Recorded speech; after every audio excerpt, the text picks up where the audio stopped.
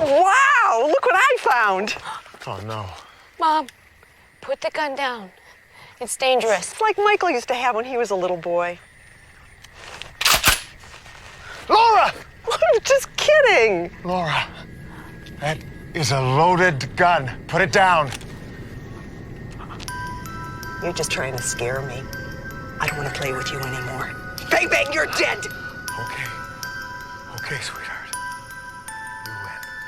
So it's more than likely you've heard of the classic urban legend about the vanishing hitchhiker. The general story goes like this. Late one night, a group of people pick up a seemingly innocuous hitchhiker on the side of an empty road and proceed to travel for an undetermined amount of time before the hitchhiker suddenly vanishes, either leaving behind a symbol of their presence like an item of clothing or perhaps nothing at all, making the passengers question if any of it was even real. In some variations of the story, the ghostly hitchhiker, usually an archetypical woman in white, is recently deceased or trapped in some sort of purgatory, hoping that someone will help absolve them of their unfinished business by completing a deed they themselves can no longer do. The vanishing hitchhiker is a wildly popular folklore that extends from the broader myth of the haunted highway, rumours and tales of ghostly sightings, phantom vehicles, roads which seem to loop and never end, and aliens, because this is America we're talking about. Since travel is such a ubiquitous part of our lives and consumes so much of our precious little time, it has such a polarising reception amongst people. On the one hand, it can grant you peace and quiet to think to yourself, or if you have good company, you can truly make the most of it. But on the other hand, it can be arduously dull and frustrating to the point that you wish you had someone else to talk to keep you sane, or perhaps the complete opposite, where you wish you were alone so that you don't go insane dealing with the rambunctious people around you. The pie is probably ruined. What is that? It's pumpkin and chocolate. Smells like ass. I better go out and check the car. 2003's obscure horror flick Dead End seemed like just another forgettable nail in the coffin of early 2000s supernatural schlock, but underneath the hood there's actually a strange bit more to it that makes it the epitome of this timeless superstition. In fact, it's actually one of the most genuinely unique yet oddball Christmas horror movies I've ever seen, and after I talk about it, you'll either think it's disturbingly relatable or a complete and utter car crash. So let's get into it.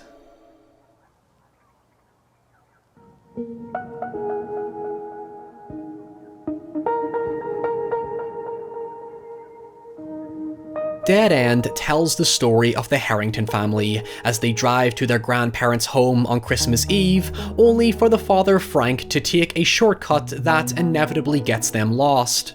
However, it very quickly takes a dark turn when the family encounter a mysterious woman in white who disappears just as an ominous hearse begins to stalk them, and soon each of them die violently one by one. It's got everything I usually bring up in my typical checklist: a creepy, nightmarish setting oozing a thick, purgatorial atmosphere with characters who go through a mildly emotional transformation and a poignant thematic overtone that neatly brings it all together. It's also absolute schlock if I haven't mentioned that already. I know I have, yet it's important to know that the vibe this poster gives off is only partially representative of the overall mood of the film, because it's also a really jarringly dark comedy that will completely catch you off guard if you don't go in with the right expectations. Is it Michael coming? Michael? Who the hell is Michael? It's Richard. But his real name is Michael, because that was what Alan wanted to call him. Richard is dead! Oh, good. Would you like some pie? You would think that's a spoiler, but it will legitimately make or break your experience watching this, because it's frankly quite a disturbing movie at times, but it almost writes off its tension with jokes and eccentric behaviour that I'm convinced the movie is either satirical genius or just a complete troll, and I'm mostly siding on the latter. Jesus, Laura, do you have to suck on it like that? That's the way I drink.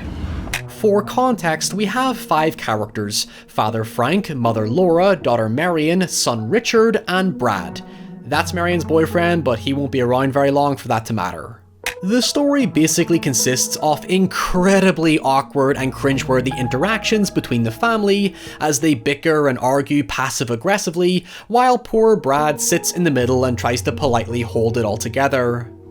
You've had dick cheese before, right, Brad? #Justice for Brad. Grow up, Richard. But there is something immediately off with the family. There's a weird imbalance in the performances that I can't help but think is deliberate, where it switches between subtle and humanized to absurd and melodramatic to reflect corny Christmas and horror movies of its era. Richard is dead!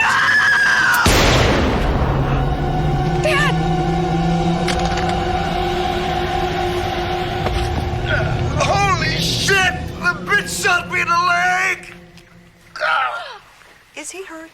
This is what I mean when I bring up satire. The film really hams up the cynical, dysfunctional family dynamic with apparent overt cliches like the nagging mother, impatient father, innocent daughter, kind lover, and the insufferable jackass brother.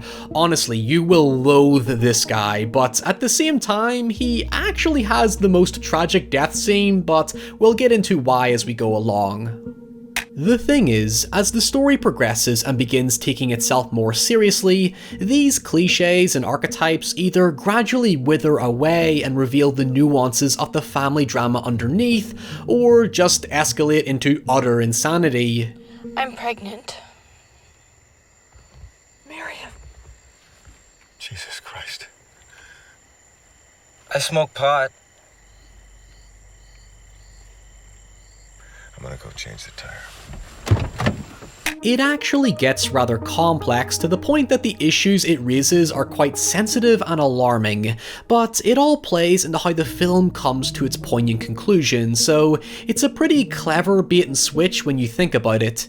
It sets itself up to act like every other supernatural horror of the time, but if you stick with it, it really begins to grow on you in pure fascination to see where it all ends up, because how it begins nearly made me switch it off with all its relatable Christmas cringe that bordered on annoyance, but it really isn't the same movie by the end. The switch to horror does feel like a sudden U-turn because it does literally just come out of nowhere, but its horrific imagery of each death is left entirely to your imagination while still managing to be disturbing when it needs to be. Richard, drag his body off to the side of the road. Jesus, what do I look like, your fucking janitor?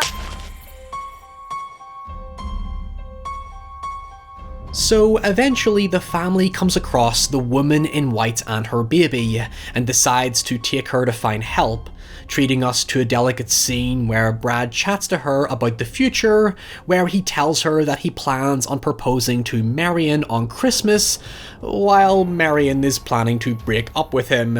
However, just as the lady asks Brad to hold the baby, giving him a sentimental view of a potential future that he will no longer have, this happens. How does she breathe with all this blanket on her face? Don't worry. She's dead. That's a good one.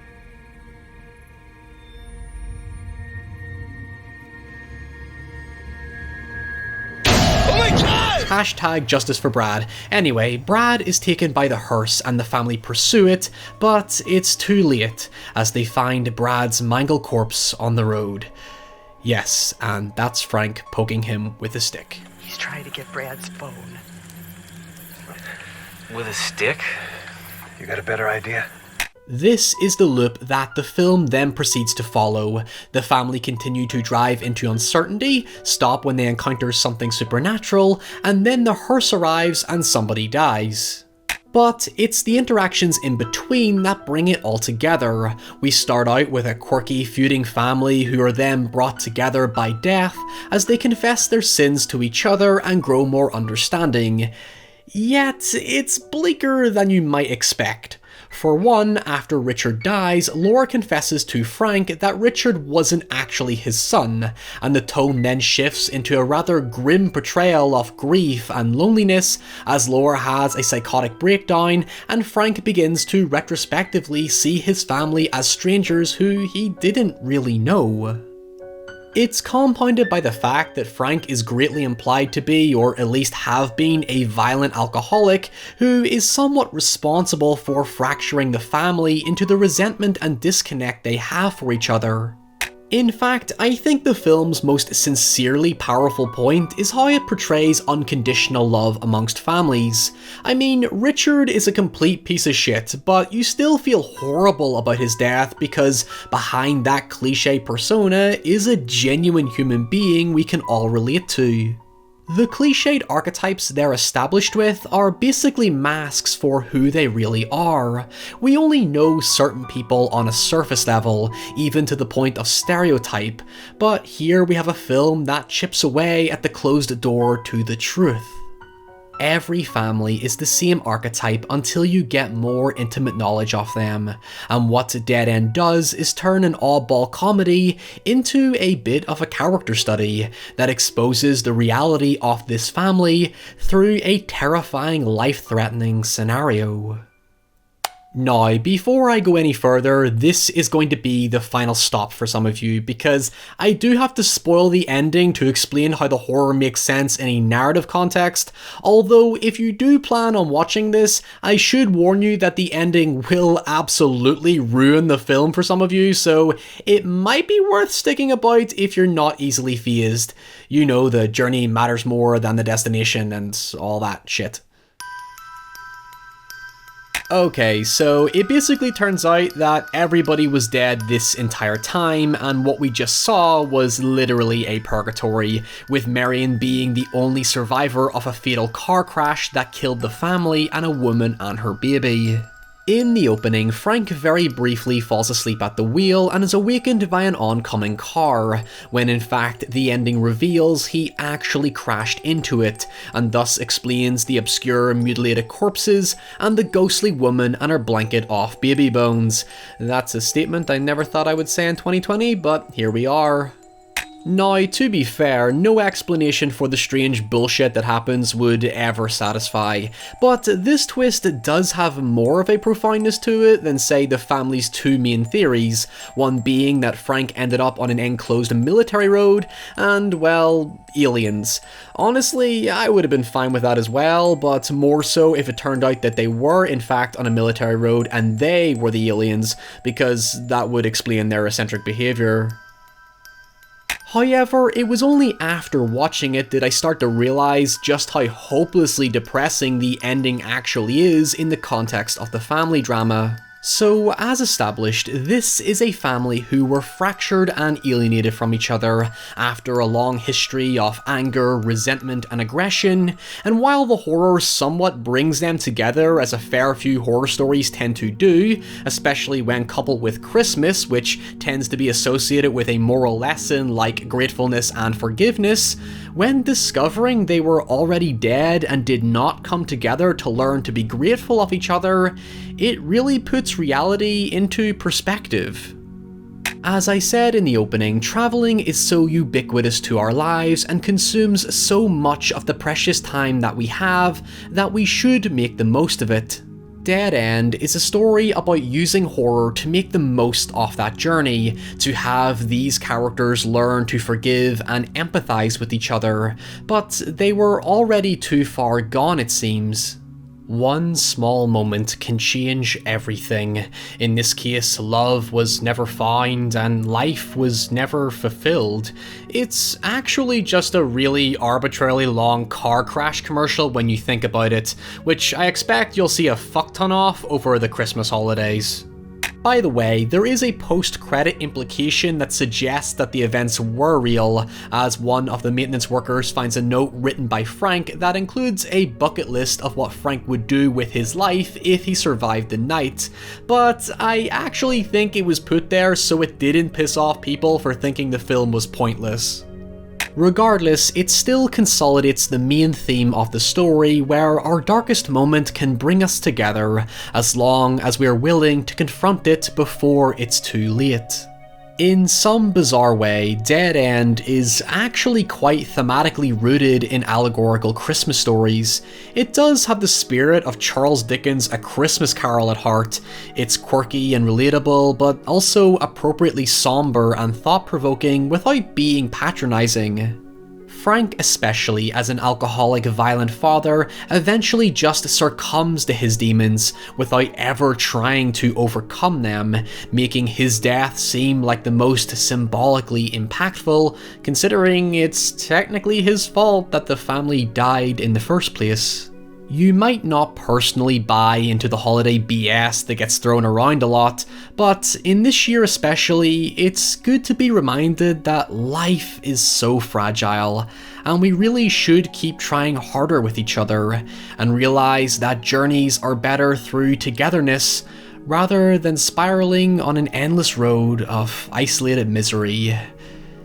So stay safe, look after each other, have a very Merry Christmas, and I'll see you all next time.